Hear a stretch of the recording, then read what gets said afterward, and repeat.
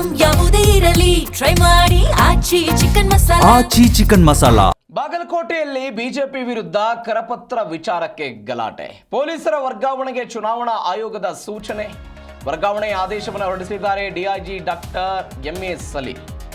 ಬಾಗಲಕೋಟೆಯಲ್ಲಿ ಬಿಜೆಪಿ ವಿರುದ್ಧ ಕರಪತ್ರ ವಿಚಾರಕ್ಕೆ ಗಲಾಟೆ ಆಗಿರುವುದು. ಪೊಲೀಸರ ವರ್ಗಾವಣೆಗೆ ಇದೀಗ ಚುನಾವಣಾ ಆಯೋಗದ ಸೂಚನೆ. ವರ್ಗಾವಣಾ ಆದೇಶವನ್ನ ಡಿಐಜಿ ಡಾಕ್ಟರ್ ಎಂಎ ಸಲೀಂ ಹೊರಡಿಸಿರೋದು. ನವನಗರದ ಸಿಪಿಐ ಕಚೇರಿಯಲ್ಲಿ ನಡೆದಂತಹ ಗೊಂದಲ ಇದು.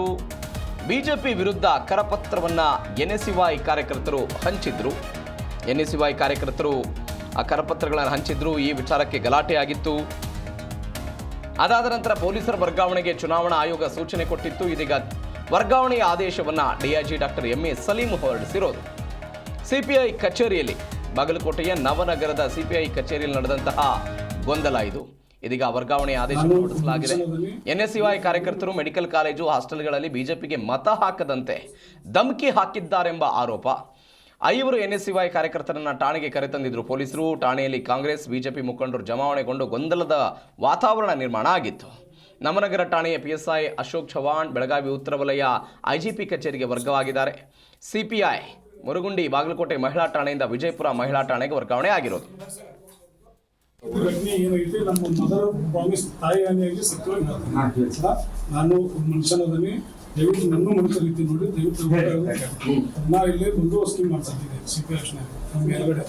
ನನಗೆ ಎಸ್ ಪಿ ಸರ್ ಫೋನ್ ಮಾಡಿದ್ರು, ಏನದ ಅಲ್ಲಿ ಕ್ಯಾಂಪಸಲ್ಲಿ ಗಲಾಟೆ ಆಗುತ್ತೆ ಹೋಗೋದು.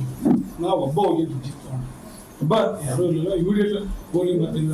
ಹೋದ್ಬಿಟ್ಟು ಏನಾಗಿತ್ತು, ಈ ಹುಡುಗರು ಪ್ರಮಾಣ ಸರಿ ಹೇಳ್ಬಿಟ್ಟು ಅಲ್ಲಿ ಹೋಗ್ಬಿಟ್ಟು ಏನಾಗಿತ್ತು, ಒಂದು 70-80 ಜಮಾ ಮಾಡಕ್ಕೆ ಸರ್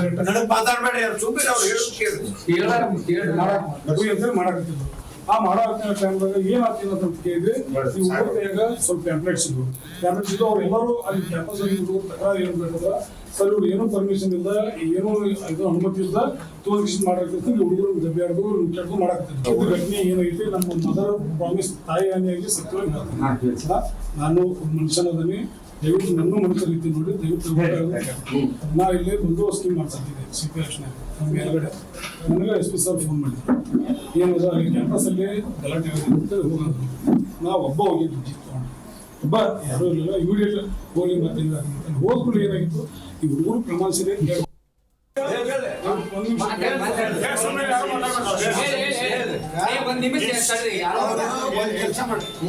ಸರ್ ನಮ್ಮ ಜನರ ಪರವಾಗಿ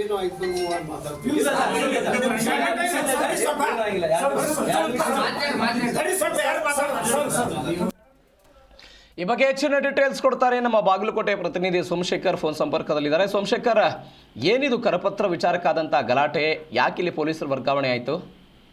ಸದ್ಯಕ್ಕೆ ಬಾಗಲಕೋಟೆ ವಿಧಾನಸಭಾ ಕ್ಷೇತ್ರದ ಉಪಚುನಾವಣೆಯ ಏನಿದೆ, ಇದರಲ್ಲಿ ಕಾಂಗ್ರೆಸ್ ಮತ್ತು ಬಿಜೆಪಿ ಗೆಲ್ಲಬೇಕನ್ನೋ ವಿಚಾರ ಇಟ್ಕೊಂಡು ಸಾಕಷ್ಟು ರಣತಂತ್ರಗಳನ್ನ ಹೆಣಿತಾ ಇರುವಂತದ್ದು. ಅದಕ್ಕೆ ಸಂಬಂಧಪಟ್ಟಂತೆ ಈ ಕಾಂಗ್ರೆಸ್ಗೆ ಸಂಬಂಧಪಟ್ಟಂತಹ ಎನ್ಎಸ್ಯುಐ ವಿದ್ಯಾರ್ಥಿಗಳ ಒಕ್ಕೂಟ ಏನಿದೆ, ಈ ಒಕ್ಕೂಟದ ಕಾರ್ಯಕರ್ತರು ಬಿಜೆಪಿಯ ಅಭ್ಯರ್ಥಿ ಡಾಕ್ಟರ್ ವೀರಣ್ಣ ಚರಂತಿಮಠ ಅವರ ವಿರುದ್ಧ ಪ್ರಚಾರವನ್ನ ಮಾಡುವಂತದ್ದು. ಯಾರಾದರೂ ವಿದ್ಯಾರ್ಥಿಗಳು ಬಿಜೆಪಿಗೆ ವೋಟ್ ಹಾಕಿದ್ರೆ ಅವರಿಗೆ ಜೈಲು ಶಿಕ್ಷೆ ನೀಡಲಾಗುತ್ತೆ ಅಂತ ಧಮಕಿ ಹಾಕಿದ್ದಾರೆ ಎನ್ನುವ ಆರೋಪ ಕೇಳಿ ಬಂದಿರುವಂತದ್ದು. ಅದರಲ್ಲೂ ಕೂಡ ಬಿಜೆಪಿಯ ಅಭ್ಯರ್ಥಿ ಮತ್ತು ಬಾಗಲಕೋಟೆಯ ಬಸವೇಶ್ವರ ವೀರಶೈವ ವಿದ್ಯಾವರ್ಧಕ ಸಂಘದ ಕಾರ್ಯಾಧ್ಯಕ್ಷರು ಆಗಿರುವ ಡಾಕ್ಟರ್ ವೀರಣ್ಣ ಚರಂತಿಮಠ ಅವರಿಗೆ ಸಂಬಂಧಪಟ್ಟಂತಹ ಈ ಸಂಘ ಸಂಸ್ಥೆಗಳ ಮಹಾವಿದ್ಯಾಲಯಗಳಲ್ಲಿ ಇರುವಂತಹ ಮೆಡಿಕಲ್ ಮತ್ತು ಇಂಜಿನಿಯರಿಂಗ್ ಸ್ಟೂಡೆಂಟ್ಸ್ ಇರ್ತಾರೆ, ಇವರಿಗೆ ಭೇಟಿಯಾಗಿ ಹಾಸ್ಟೆಲ್ಗಳಿಗೆ ಹೋಗಿ ಈ ರೀತಿ ಕರಪತ್ರಗಳನ್ನ ಹಂಚುವುದರ ಮೂಲಕ ವಿದ್ಯಾರ್ಥಿಗಳಿಗೆ ಧಮಕಿ ಹಾಕಿದ್ದಾರೆ ಎನ್ನುವ ಆರೋಪ ಇದೆ.